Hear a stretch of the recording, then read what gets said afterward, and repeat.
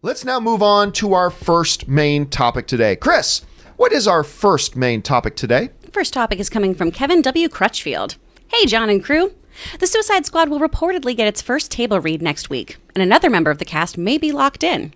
According to Deadline, Oscar winner and former Doctor Who star Peter Capaldi is the latest addition to the Suicide Squad. However, there are no details about which character Capaldi will play.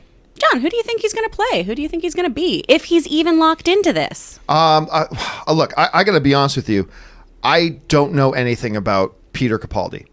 I know he was Doctor Who, but too much to my friend's chagrin, I don't watch much Doctor Who. Actually, John, it's the Doctor, not Doctor Who. Excuse me. Oh my goodness. Sorry, the Doctor. I don't know much about the Doctor.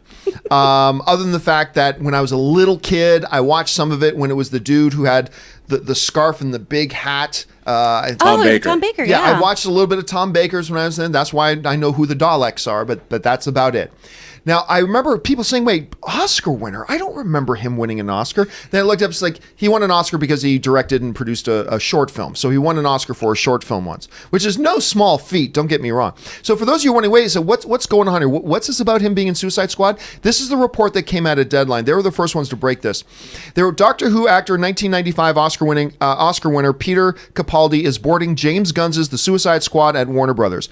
We also hear that Saturday Night Live's Pete Davidson has been in talks for a small cameo in the pick, and that there's a chance he'll do it during the breaks from SNL. Who cares? That deal is still coming together. Word is that there's a table reading for the DC sequel on September 11th, with production starting 12 days later at Pinewood Studios in Atlanta for an August 6, 2021 release date. So look, the big thing to me, because I really don't know much about this performer and his background and stuff like that, I don't have an awful lot to contribute to as far as ideas about whether this is a good ad or not. What I do think this does is speak a lot to James Gunn, because James Gunn, first and foremost, he is a ludicrously huge fanboy. He loves all the genre stuff, and I think the addition of a guy who was the Doctor, I almost said Doctor Who again. I'm sorry. The guy who played the Doctor, it just kind of speaks, I think, a lot to James Gunn and the things that he loves, and the fact that he takes so much joy making these movies. He can add people like this to it, which I think sounds like a lot of fun. But again, I can't speak to it from a Doctor Who perspective because I don't know much about it myself. Rob, what do you think about the addition of this guy? And do you have any sort of theories at this point as to who he might play? I think he's playing the villain.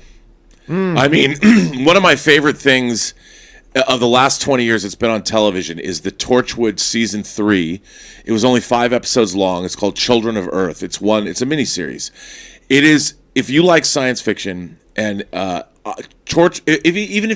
never seen the Torchwood series. I have a huge man crush on John Barrowman, who we know from the CW shows, but he's Captain Jack Harkness, and he's a hunk of burning love as far as I'm concerned, and I'm a straight dude.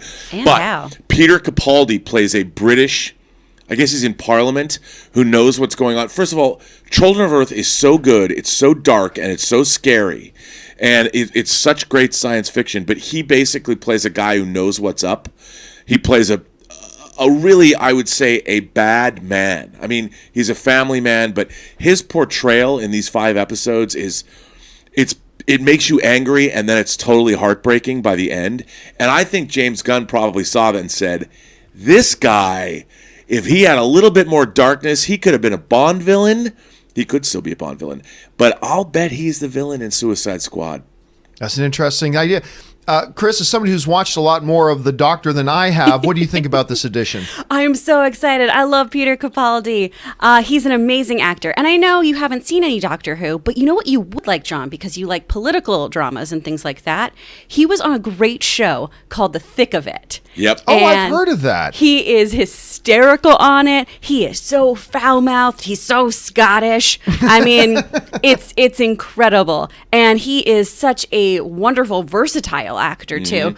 Everyone's going to have their own Doctor. Everyone's going to have their own opinions. Capaldi was a great one. His role as the 12th Doctor, I think, was really, really great. Sometimes he didn't get great storylines, but that was not his fault. That was more Moffat and other people. But I think he's a tremendous actor, and I think him coming on board, like you were saying, to a James Gunn project to work with the fanboy of fanboys, he's only going to be utilized in a really interesting way. All right, well, I guess that leaves the question up for you guys. What do you think about the addition of Peter Capaldi to Suicide Squad 2, working with James Gunn on that? And on top of all of that, like, who do you think he might play in the movie as well? Jump down to the comments section below and let us know your thoughts.